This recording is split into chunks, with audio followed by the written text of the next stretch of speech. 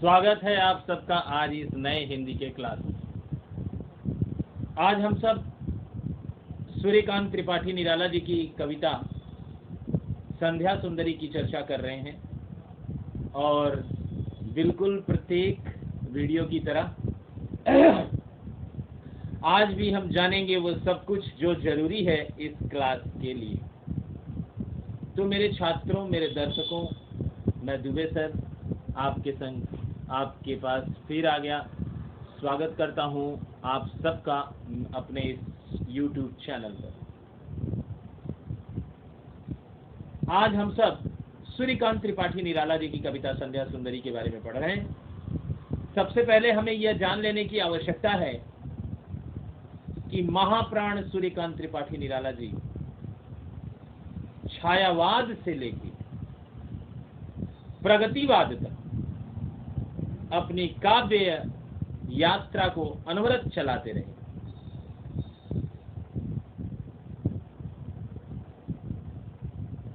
एक तरफ जहां उन्होंने प्रकृति सौंदर्य का चित्रण किया, वहीं दूसरी तरफ उन्होंने शोषितों और समाज के निम्न वर्ग या समाज के शोषित वर्ग के प्रति हो रहे अत्याचारों के विरुद्ध भी अपनी कलम चलाई। पश्चिम बंगाल के मेदिनीपुर जिले के महिषादल नामक ग्राम में जन्मे महाप्राण सूर्यकांत त्रिपाठी निराला जी की कविता संध्या सुंदरी आज हम सब पढ़ेंगे। आइए शुरू करते हैं कविता। सबसे पहले आपको कुछ बात जान लेनी जरूरी है।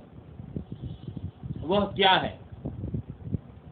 तो वह बात यह है कि एक छोटा सा अनुभव आपको करना पड़ेगा, तब आप इस कविता पर आगे बढ़ें। वह अनुभव क्या करना पड़ेगा? आप एक अनुभव करिए कि रास्ते में आपने दो घटनाएं देखी। एक घटना आपने देखा कि कोई जानवर को कुछ लोग पीट रहे हैं या मार रहे हैं या उसके संग कोई अत्याचार टाइप का कार्य कर रहे हैं, अत्याचार कर रहे हैं। एक घटना आपने ऐसी देखी, याद रखिए।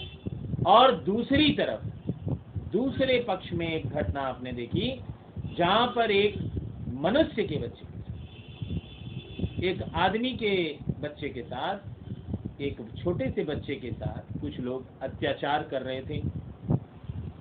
अब आप दोनों घटनाओं को अपने अनुभव में ले आकर बताइए मुझे कि आपकी कनेक्टिविटी,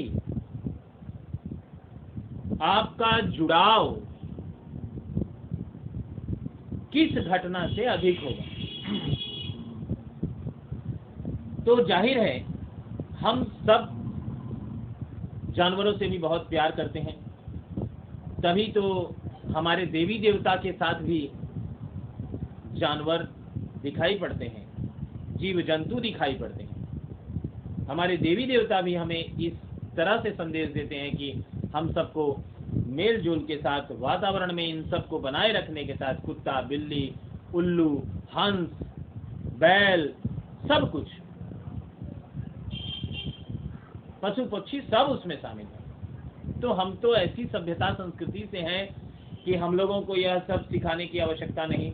लेकिन मैं जो बात आपको बताना चाहता हूं, जिस बात तक आपको पहुंचाना चाहता हूं, वह मूल विषय क्या है? वह मूल विषय यही है कि आप बस इतना बताइए कि आप इन दो घटनाओं में किसकी तरफ आपका जुड़ाव अधिक होगा।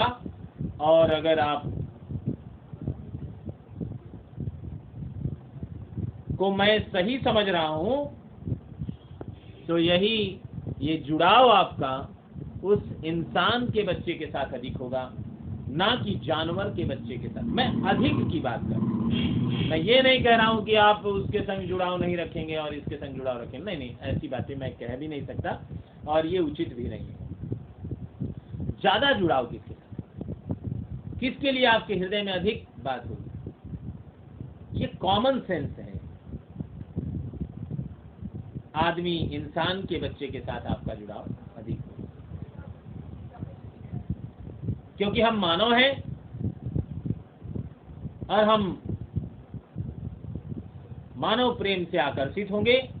जो हमें जीव में वो आकर्षण नहीं दिखेगा, दिखेगा दया दिखेगी, करुणा दिखेगी, लेकिन वो आकर्षण जो बच्चे उस मानव के बच्चे के साथ हमें दिखेगा वह जीव के संग नहीं दिखेगा, किसी जानवर के संग नहीं दिखेगा।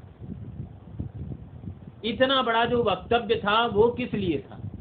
ये जो मैंने अभी आपको उदाहरण दिया, बोला अनुभव करिए, जानिए, जोड़िए, बताइए क्या बताना चाहते हैं, कौन सी खास बात है?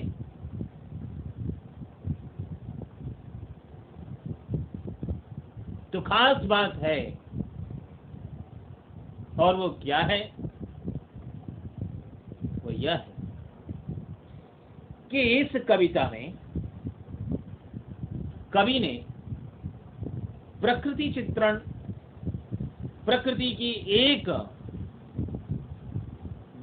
के एक विषय को उठाकर उसका चित्रण किया है और हम सबको सामने उस चित्र को प्रस्तुत किया।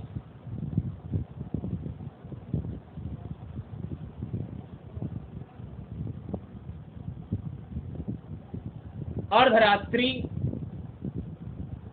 में लिखी गई है ये कविता,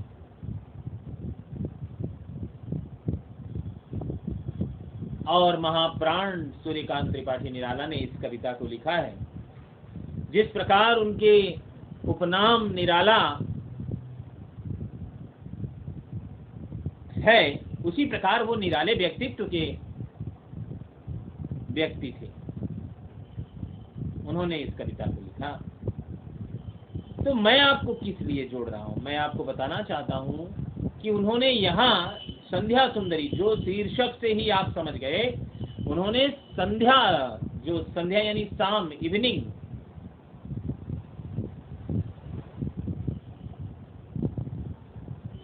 उस प्रकृति की बेला को उन्होंने एक सुंदरी के रूप में देखा और उसका वर्णन किया और नाम दिया संध्या सुंदरी।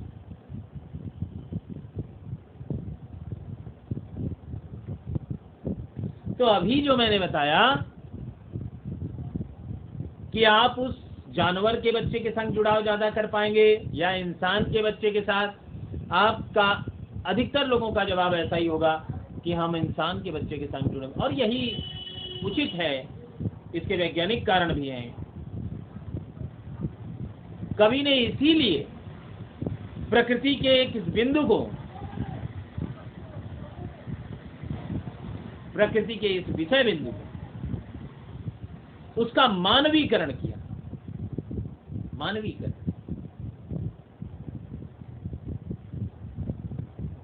संध्या को एक बेला नहीं बताया, एक टाइम नहीं बताया, शाम का वक्त नहीं बताया, उन्होंने संध्या को सुंदरी बताया, ताकि प्रकृति के साथ आपकी कनेक्टिविटी हो सके, आप कनेक्ट हो सके। संध्या को सुंदरी बताया, मानवीकरण कर दिया। क्योंकि अभी उदाहरण से आपने देखा कि मानव के प्रति आपका आकर्षण, आपकी कनेक्टिविटी ज्यादा ही है वैज्ञानिक कारण के आधार पर। तो इस बात को आप ध्यान रखें कि सूर्यकांत त्रिपाठी निराला जी ने इस कविता में संध्या रूपी सुंदरी का मानवीकरण किया है। संध्या के प्रकृति की इस विषय का, संध्या बेला का मानवीकरण करते हुए उन्होंने संध्या को सुंदरी बताया है। और अब हम बढ़ेंगे कविता के तरफ। मैं आपसे बार बार कहता हूं कि वीडियो बड़ा हो जाता है, इसलिए मैं 10 से 12 मिनट का वीडियो आप तक पहुंचाता हूं। इससे छोटा वीडियो एजुकेशनल उचित भी नहीं है।